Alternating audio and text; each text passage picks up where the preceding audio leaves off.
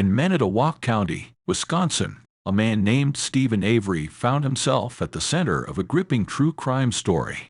Wrongly accused and sentenced to 18 years for a crime he didn't commit, Avery's life took a dark turn after his release. The tale unfolds with his involvement in the 2005 murder of Teresa Halbach. Avery's nephew, Brendan Dassey, also got caught up in the web of accusations and was convicted as an accessory in Halbach's murder. The documentary takes us on a roller coaster ride through the years, from Avery's initial arrest in 1985 to his exoneration in 2003, and then to his rearrest in 2005. The first season dives deep into the legal battles, including Avery's lawsuit against Manitowoc County and the trials that followed. We witness Dassey's arrest, prosecution, and conviction, with a spotlight on allegations of coercion and legal missteps. In the second season, the aftermath of Avery's and Dassey's convictions comes to light. The focus shifts to the families and the efforts of Avery's new attorney, Kathleen Zellner, who aims to prove his innocence. Meanwhile, Dassey's legal team fights to show that his confession was coerced and his rights were violated. Filmed over a decade, the documentary captures the highs and lows, moving between New York City and Wisconsin. It's a tale of justice, injustice, and the enduring quest for the truth. Let's dive into the details. Making a Murderer shows intricate life of Steven Avery, a man whose family operated an auto salvage yard in Manitowoc County, Wisconsin. The narrative unfolds with the murder of Teresa Halbach. In 1985, Steven found himself wrongly accused and convicted of sexually assaulting Penny Bjornson, despite having a solid alibi. After serving an 18-year sentence, Avery was exonerated with the assistance of the Innocence Project, which revealed DNA evidence matching another man. Steven regained his freedom in September 2003. In October 2004, he initiated a $36 million civil lawsuit against Manitowoc County and officials linked to his wrongful conviction. However, in November 2005, Steven faced a new legal battle charged with the murder of Teresa Halbach, a photographer who disappeared after photographing a vehicle at Avery's salvage yard on October 31, 2005. The handling of Halbach's murder case sparked controversy, as Steven claimed he was framed again.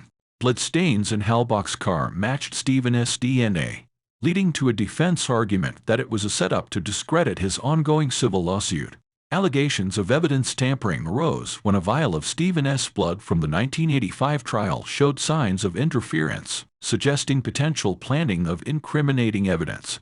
The defense focused on the presence of ethylene diamine tetraacetic acid, EDTA, in the blood, arguing its detection in the crime scene blood would prove planting. While the tampering charge was inconclusive, claims of prosecutorial misconduct lingered.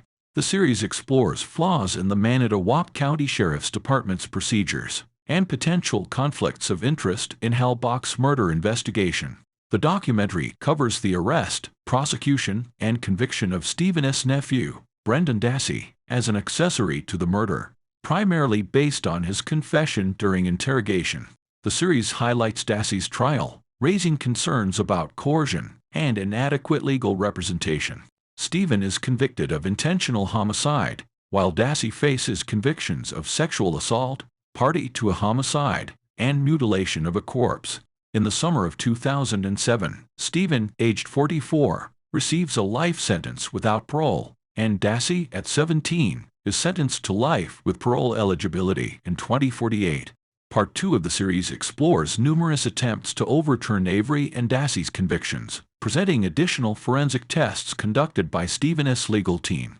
In August 2016, a federal judge overturned Dassey's conviction, citing unconstitutional coercion by the police during his confession as the key evidence.